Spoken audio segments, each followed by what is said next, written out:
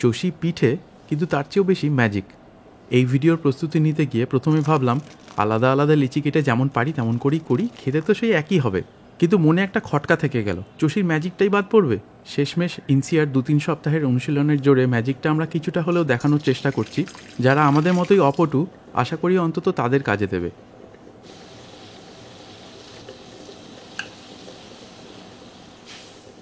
প্রথমে ফুটন্ত গরম জলে চালের আটাটা খুব তাড়াতাড়ি নেড়ে মিশিয়ে নেবে।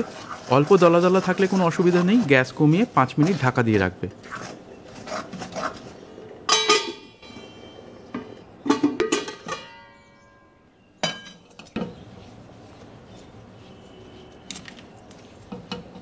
পাঁচ মিনিট পর মিশ্রণটাকে কড়াই থেকে নামিয়ে একটু ঠান্ডা হওয়ার জন্য অপেক্ষা করবে। মোটামুটি হাত দেওয়ার মতো ঠান্ডা হলেই মণ্ডটা একদম মসৃণ হয়ে যাওয়া পর্যন্ত মাখবে।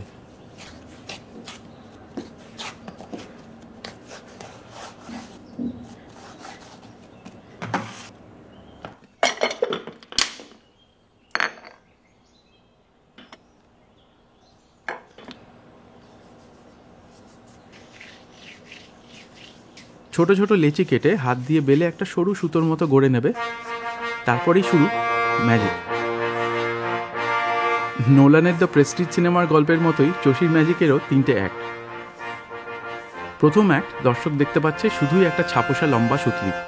দ্বিতীয় অ্যাক্টে সেটা হাত দিয়ে ঢাকা পড়ছে ও হাত রহস্যজনকভাবে পিছিয়ে যাচ্ছে। তৃতীয় এবং শেষ অ্যাক্টে হাত দ্রুত বেগে এগিয়ে আস্তে আস্তে যখন উঠছে, তখন সকলকে তাক লাগিয়ে দিয়ে দর্শকের দিকে ধেয়ে আসছে সদ্যজাত পুচকে চষি। বড়দের করতালি ও ছেলে ছোকরাদের সিটিতে ফেটে পড়ছে হলঘর। এ তো গেল দর্শক কি দেখছে, ভেলকিবাজি। কিন্তু আসলে ব্যাপারটা কি হচ্ছে? ডান হাতে কি হচ্ছে সেটা বোধ করি সবাই ধরতে পেরেছ, কিন্তু বাঁ হাতটা খেয়াল করেছো কি? সবাই যখন ডান হাতের দিকে চেয়ে, বাঁ হাত কিন্তু সেই ফাঁকতালে চিমটি কেটে ছোট্ট একটা লিচি তৈরি করে ডান হাতকে চালান করছে। ডান হাত পিছনে যাবার সময় ডান দিকে হেলে সেই লিচির একদিকটা চেপে চোখা করে দিচ্ছে, আবার সামনে যাওয়ার সময় বাম দিকে হেলে অন্য দিকটা চোখা করে খোকা চষিকে ধাক্কা দিয়ে দর্শক আসনের দিকে ঠেলে দিচ্ছে। আমরা 3টে অ্যাক্ট আলাদা আলাদা করে দেখাচ্ছি, কারণ 1, আমরা এখনও পাকা ম্যাজিশিয়ান নই, আর 2, তাতে তোমাদের বুঝতে সুবিধা হবে। কিন্তু এই 3টে অ্যাক্ট পরপর করতে থাকলেই কিছুক্ষণ পরে তাকিয়ে দেখবে মাথা তুলে দাঁড়িয়েছে চষির পাহাড়। চষি গড়া হয়ে এলে দুধ ফোটাতে বসিয়ে দেবে।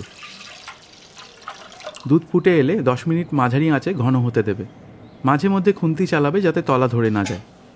দুধটা মোটামুটি 4 আনা কমে এলে চষিগুলো দুধের মধ্যে ছেড়ে দেবে। খেয়াল রাখবে যেন চষিগুলো একটা আরেকটার সাথে আটকে না যায়। আটকে গিয়ে থাকলে ছাড়িয়ে তারপরেই দুধে দেবে।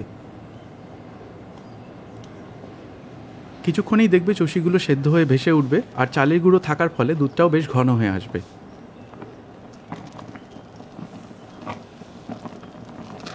একটা খেয়ে দেখে নেবে, যখন দেখবে সেদ্ধ হয়ে গেছে তখন গ্যাস বন্ধ করে 2 মিনিট আঢাকাই রেখে দেবে। তাতে দুধের তাপমাত্রাটা একটু কমে আসবে। তারপর মিহি করে কুচিয়ে রাখা খেজুরের গুড়ের পাটালি ছড়িয়ে দেবে। গরমে নিজে থেকেই গুড়টা গলে যাবে। 5 মিনিট পর সাবধানে নেড়ে সমান করে গুড়টা মিশিয়ে দেবে।